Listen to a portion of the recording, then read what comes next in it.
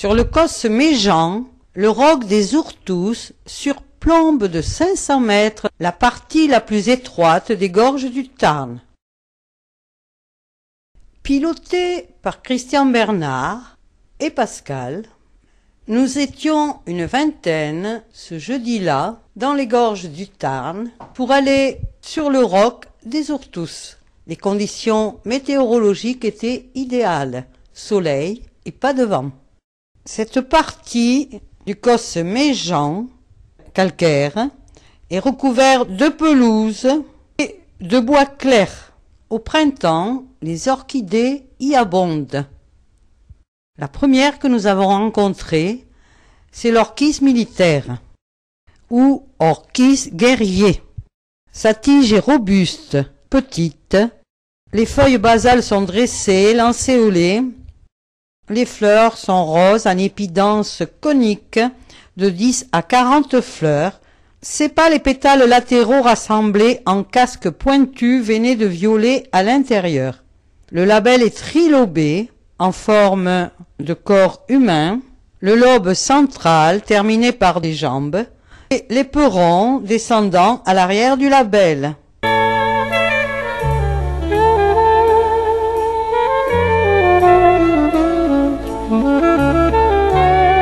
Voici la pulsatile tardive.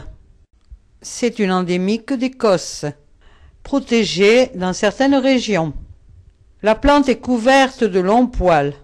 Les feuilles sont poilues, disposées en rosette près du sol, divisées en segments étroits.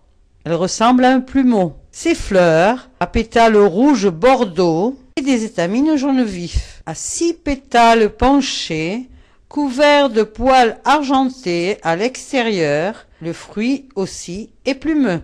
Sa consommation précipite les mouvements du cœur, d'où son nom de pulsatile. Deuxième orchidée rencontrée, c'est l'orchis brûlé.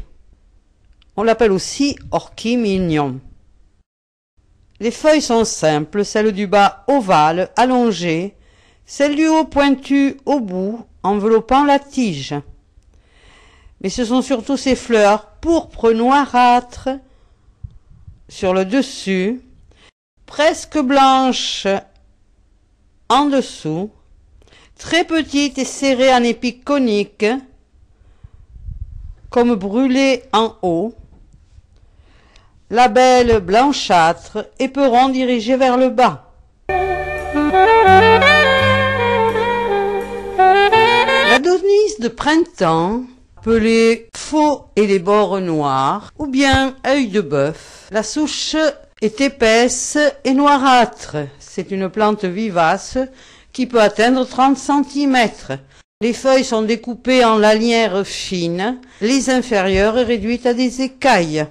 Les fleurs, jaunes, de 4 à 7 cm, pétales lancéolés, ont des sépales velus. C'est une plante que l'on trouve dans les bois, les pâturages, les pelouses et rocailles calcaires, uniquement dans la région des Grands Causses jusqu'à 1000 mètres. La plante est très toxique. Puis, nous avons trouvé la Néocie nid d'oiseau. Elle ressemble à une orobanche. C'est une plante parfumée couleur de miel. Son nom vient de la masse de ses tubercules qui ressemblent à un nid d'oiseau. La plante n'a pas de feuilles mais des bractées en écailles sur la tige. Les fleurs en épi de couleur miel ont un grand labelle à 2 lobes sans éperon. Plante que l'on rencontre très rarement car elle ne paraît pas quand le temps est défavorable et se développe sous terre. Ici une expérience faite par notre guide Christian Bernard, à qui je laisse la parole. Ah, le verdi. Eh bien, elle a fabriqué de la chlorophylle. À la chaleur. Instantanément. Autrement dit, elle a la prochlorophylle, c'est-à-dire la molécule qui est prête à être transformée en chlorophylle. Il faut une enzyme pour que cette réaction ait lieu. Et l'enzyme doit être, enfin le gène qui code pour l'enzyme doit être bloqué. Et la chaleur catalyse la réaction, autrement dit, elle remplace l'enzyme et elle fait la chlorophylle. Et puis, après 1 heure et demie d'herborisation, nous sommes arrivés au but de notre sortie dans les gorges du Tard. En effet, je demandais depuis plusieurs années à Patrice de m'emmener voir des sabots de Vénus, une orchidée que je n'ai jamais vue sur le terrain. Il me répondait à chaque fois que ce n'était pas possible d'y aller avec un groupe, car la plante est protégée au niveau national, car c'est la plus grande des fleurs d'orchidées en Europe. En plus, elle est très rare, à cause de la cueillette, mais aussi parce que son habitat rapetisse par la densification de son couvert végétal. Et cette année, Patrice a réussi à nous organiser une sortie. La première que j'ai vue n'était pas très ouverte. Puis, je suis tombée sur des fleurs en pleine floraison. C'est une orchidée emblématique qu'il est difficile de confondre avec une autre. Appelée le sabot de Vénus, ou le sabot de la Vierge, ou le soulier de Notre-Dame. Son nom vient du grec déesse Vénus et du latin pied, cause de la forme de son labelle. C'est une plante vivace qui peut atteindre 60 cm de haut, fréquemment en petites touffes de 2 à 6 tiges partageant un système racinaire commun. La tige simple, pubescente, est un peu courbée et porte 3 à 5 feuilles vert clair, alternes, larges, ovales, nervures bien marquées, couvertes de petits poils sur la partie inférieure. La plante produit 1 à 2 fleurs, très rarement quelques spécimens à 3 fleurs. Chaque fleur possède 3 sépales longs de 5 cm, lancéolés, rouge ou brun chocolat, les 2 latéraux soudés pointant vers le bas, tandis que le sépale central s'étend verticalement vers le haut. 2 pétales assez étroits et souvent un peu torsés, de même couleur et forme que les sépales, sont disposés des 2 côtés et entourent, bien écarté, le sabot jaune.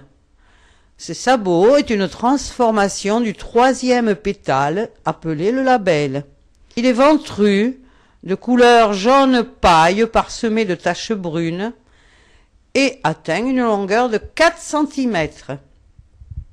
Cette poche oblige les insectes à passer près des étamines rudimentaires pour sortir, emportant le pollen qui est ainsi transporté et déposé sur le pistil. La plante fleurit de juin à août.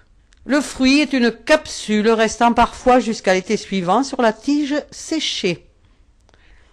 La plante pousse en basse et moyenne montagne sur un sol calcaire et peu fertile, en clairière de forêts de conifères et de feuillus, sur des pentes des prairies ombragées. Nous avons rencontré des gentianes de Coste. C'est une plante vivace de 15 cm de haut, très rare, endémique d'Écosse. Les feuilles de la base sont disposées en rosette, elliptiques, coriaces, luisantes. Ces grandes fleurs solitaires, bleues, tubuleuses, évasées en cloche, à 5 pétales soudés qui sont très particulières. Une autre orchidée, l'orchis singe. Les feuilles sont simples, larges, brillantes. Les fleurs ont une forme de pantin, bras et jambes minces, incurvés, avec un appendice central entre les jambes, à ne pas confondre avec l'orchis militaire qui a le même casque, mais dont les jambes et les bras sont beaucoup plus courts et ne sont pas incurvés. Dernière orchidée rencontrée, la coralline, appelée la racine de corail, car la forme de son rhizome ressemble à du corail. C'est une petite plante de 25 cm, très discrète. On peut apercevoir les tiges florales se dressant sur la mousse en sous-bois de montagne. Les fleurs de quelques millimètres de longueur, en inflorescence, sépalent les pétales verts, hormis le labelle blanchâtre, avec un éperon atrophié se réduisant à une petite bosse. C'est une plante montagnarde des sous-bois d'épicéas, des hêtraies, sapinières. Le manque de lumière de son environnement ne la rend pas très photogénique. Le sceau de Salomon odorant est une plante très originale. La tige est anguleuse, arquée. Les feuilles sont entières, alternes, sessiles, ovales, sur 2 rangs dirigés d'un même côté. Les fleurs blanchâtres, odorantes, bordées de vert, en tube à 6 dents, accrochées à l'aisselle des feuilles une par une, pendent de l'autre côté des feuilles. Le fruit est une baie rouge, puis noire, toxique.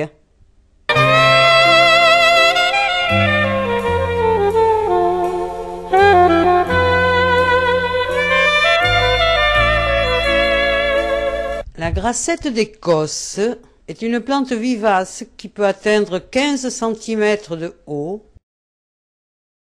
Elle pousse sur les parois et les falaises calcaires, ombragées, humides et suintantes.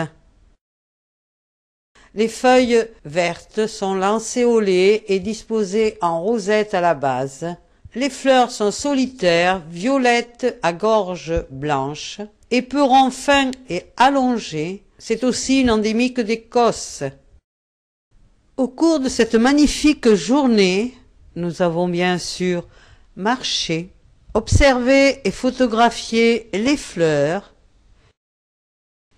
mais aussi nous avons eu droit à des magnifiques paysages dans ces gorges du Tarn, dont voici 3 tableaux.